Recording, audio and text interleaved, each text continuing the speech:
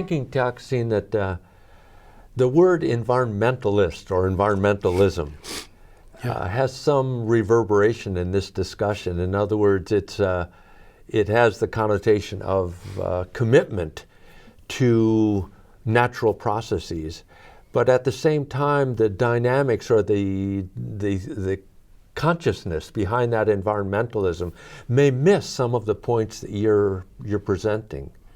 I think from my experience with environmentalists, it's pretty much when I go out to the land and I'm with movements out there, even the activists in an environmental movement, they're pretty much non-native people or non-people of color.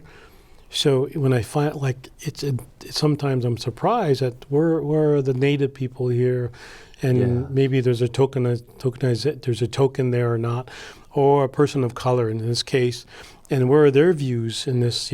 People are trying to say, well, the forest is being devastated, the land, the water, and we better clean it up. But there is that clinical approach to everything with the sciences, and what I'm saying is, when the native people, such as the Animas River in New Mexico, was damaged and basically dead because of the mining release of toxics into it, is the native people, the Ute and the other people along that river. They view the river as a being, as a living being. So what did they do? They came out and they apologized and they did a ceremony, and they continue to do that. And we don't hear about it in the big news.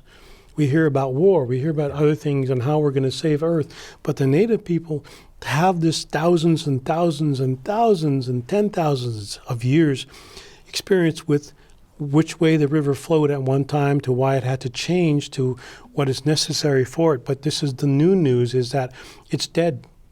And how do we bring it back to life? How do we nurture, how do we talk to that earth again without having to, take water out of you? And it's like, okay, we know it's dead, and what's going to bring it to life? And it's like we play creator with it by taking it apart and saying, okay, I can bring life to you. Look at us. We brought technology and science, and therefore look at us. We are benevolent as beings, and therefore we are superior to life that we think we created. Now, I think, how can you be superior to life that you created? Isn't that sort of, ironic?